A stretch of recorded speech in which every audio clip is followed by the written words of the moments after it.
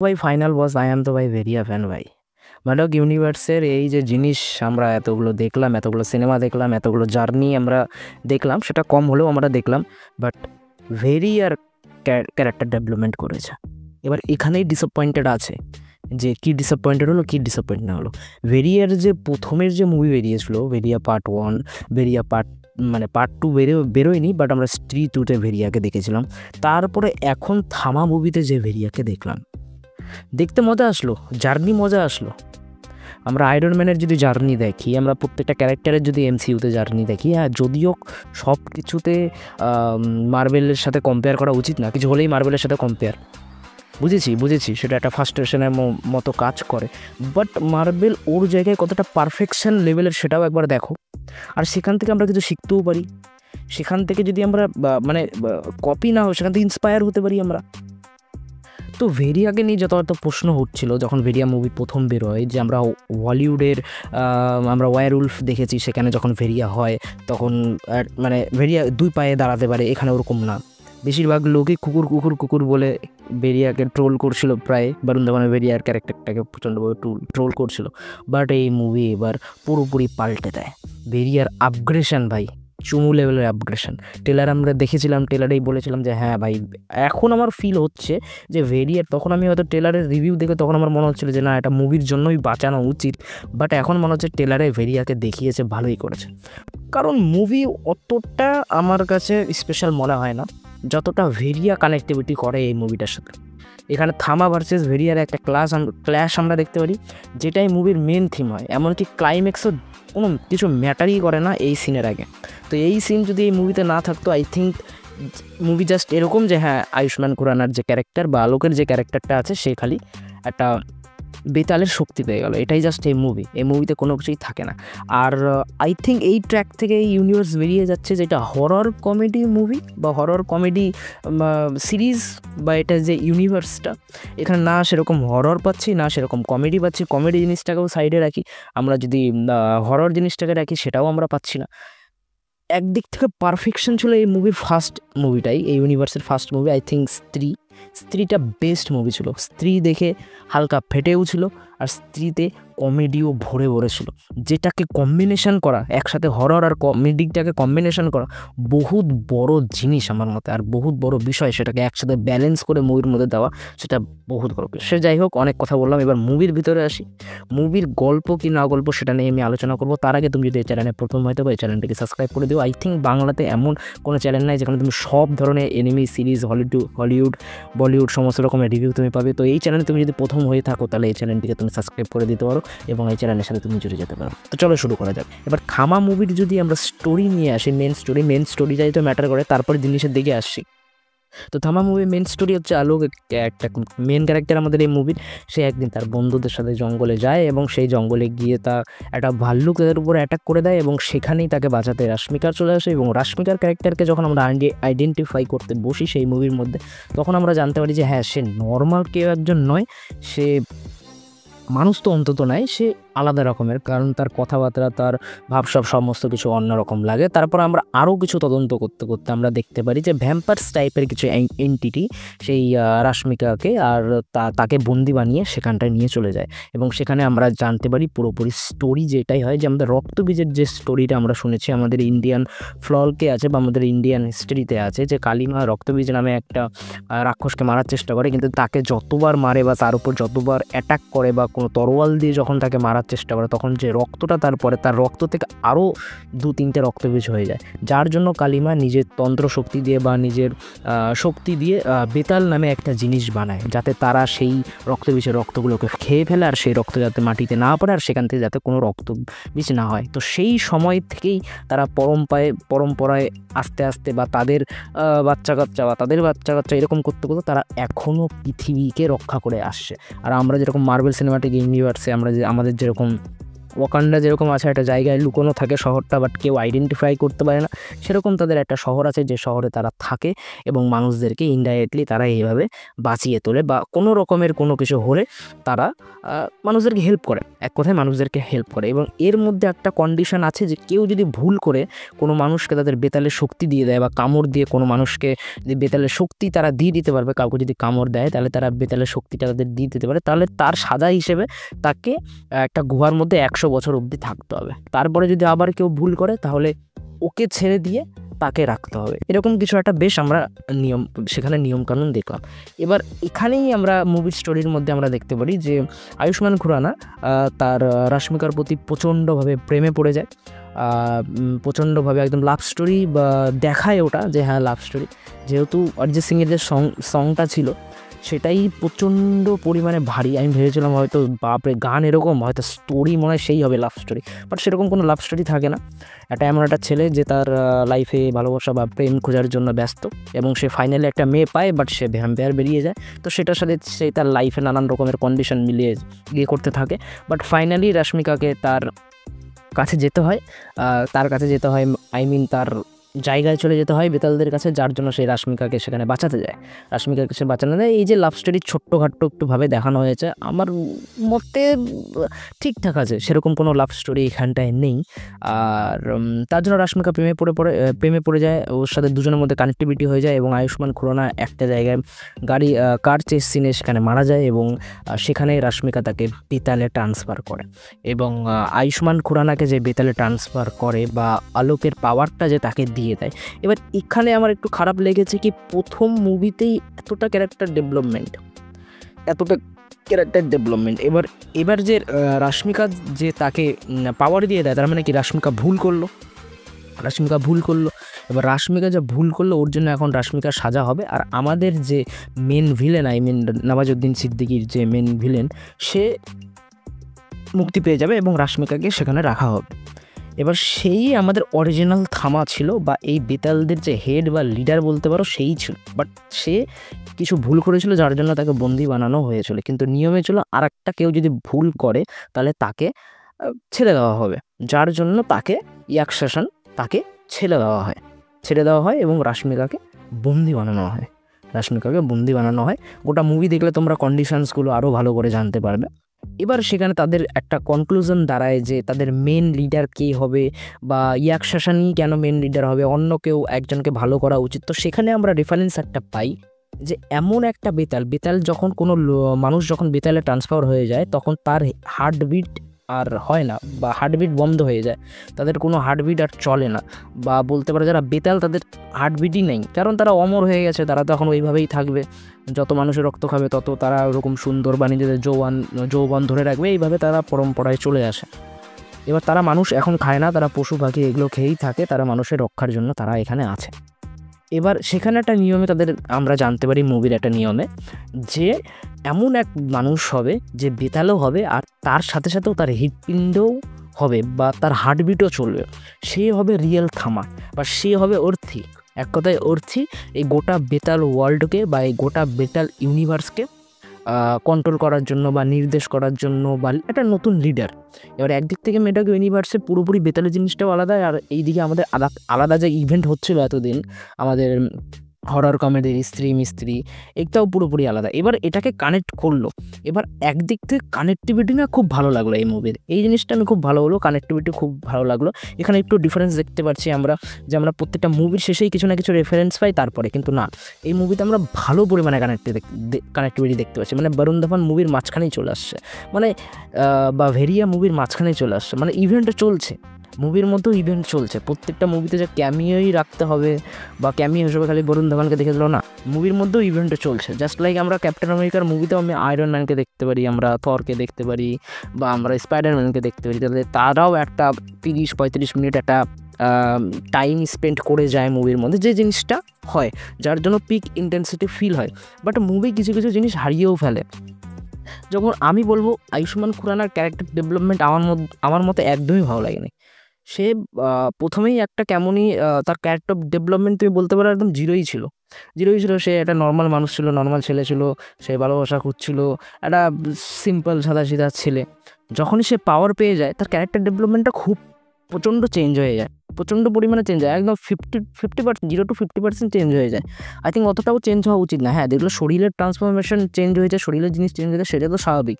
বা মাইন্ডও একটু, যেহেতু সে প্রথম মানে ভ্যাম্পায়ার হয়েছে, এখন সে আওয়াজ ভালো শুনছে, গন্ধ ভালো শুনছে, তো সেখানে যে প্রথম সে যে একটা টর্চার ফিল করবে বা তার যে মানসিক সন্তুলন ভালো থাকবে না, এই জিনিসটা একটু মিসিং ছিল। আই থিঙ্ক এই জিনিসটা একটু দেখাতে হতো, ওই জিনিসটার সাথে একটু স্ট্রাগল করাতেও দেখাতে হতো। এটা একটা পেলাম না। বা প্রথম থেকেই এতটা কনফিডেন্স পাওয়ারের উপরে, খুব স্পিডেই নিজের পাওয়ার শিখে যাওয়া। যেহেতু এবার নওয়াজুদ্দিন সিদ্দিকী আর আয়ুষ্মান খুরানার ফার্স্ট একটা ফাইট আমরা দেখলাম, তো সেখানে নওয়াজুদ্দিন সিদ্দিকী সেই বছর থেকে বেঁচে রয়েছে, বছর থেকে বেতাল হয়ে গেছে। সেই ইংরেজদের থেকে শুরু করে সমস্ত রাজাদের থেকে শুরু করে সমস্ত লোকেদের সাথে তারা লড়াই করে এসে আজ এত অবধি এসছে। তো তার ফাইট সিকোয়েন্স, মানে তার ফাইট এক্সপিরিয়েন্স অনেক বেশি। এবার আয়ুষ্মান 2 দিন হলো কেবল ভ্যাম্পায়ার হয়েছে, তার সাথে এইভাবে হেরে যাওয়া বা তাকে এইভাবে মেরে দেওয়া, আই থিঙ্ক আমার কেমন যেন জাস্টিফাই লাগলো না জিনিসটা, একেবারেই জাস্টিফাই লাগলো না।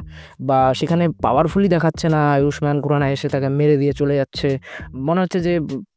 তারপরে আরেকটা জিনিস যেটা বলে যে যার হার্টবিট থাকবে সেই একমাত্র লিডার হবে, যেটা আয়ুষ্মান খুরানা হয় সেই ফাইট সিকোয়েন্সের মধ্যে। কি এমন হয় যে তাদের একটা মূর্তি থাকে, সেই মূর্তির ভেতর তাদের একটা ভগবানের মূর্তির ওখানটায় একটা হাতের উপর একটা হার্ট থাকে, সেই হার্টটা ভেঙে যায় আর সেখান থেকে একটা এনার্জি টাইপের জিনিস আয়ুষ্মান খুরানার গায়ে গিয়ে লাগে এবং সে অর্থি হয়ে যায়।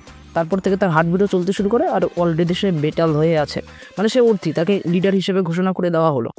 এবার কেন অর্থি, কিসের জন্য অর্থি, সেই লোকটা কী এমন করলে সেই অর্থিটা হবে, তারপরে গিয়ে তাকে আমরা বেতালের লিডার করব, আই থিঙ্ক এগুলো একটু এক্সপ্লেন করা উচিত ছিল আমার মতে। এগুলো একটু এক্সপ্লেন করা একদমই উচিত ছিল এগুলোর মতে। আর ওই আসছে ভয়ে, 2 দিন আগেই সেই বেতালের দুনিয়াতে সে ভয়ে আসলো, তার 2 দিন পরেই সেই একদম ক্যারেক্টার ডেভেলপমেন্ট হয়ে ব্যাডএস ক্যারেক্টার হয়ে ঢুকে গেল। না আমার একদমই ভালো লাগছে না। এবার আমি বুঝতে পারছি না এটা কী করছে, এটা কী প্ল্যানিং করছে, বা ভ্যাম্পায়ারের স্টোরিটা অত ভালো করে, এরা বেতালের স্টোরিটা অত ভালো করে এক্সপ্লেন করলো না।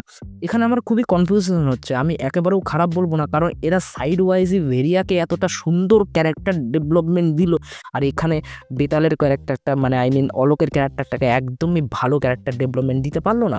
কারণ ভেরিয়া যদি আমরা দেখি, সেখানে সে পুরোপুরিভাবে ভেরিয়া হওয়ার পর সে যতই ব্যাডেজ হয়ে মারুক, কিন্তু যখন সে নিজের ক্যারেক্টারে থাকছে তখন সে নিজেও মানে ভয়ে থাকছে আমি কি করছি না করছি। আমরা স্ত্রী পার্ট 2তেও যখন দেখি তাকে সেরকাটা এসে মেরে দিয়ে চলে যায়, তখনও সে ওরকম হয়ে যায়। হ্যাঁ, এবার ভেরিয়া থামার মেন স্টোরিটাতে আসি, মেন গল্পটাতে আসি। আমরা আমরা জানতে পারি, আমরা এই মুভিতে জানতে পারি যে ভেরিয়া যদি ভ্যাম্পায়ারের 1 বিন্দু রক্ত পায় তাহলে তার শক্তি 10 গুণ হয়ে যাবে। এই যে এই ট্রান্সফরমেশনটা পার্সোনালি আমার খুব ভালো লাগলো।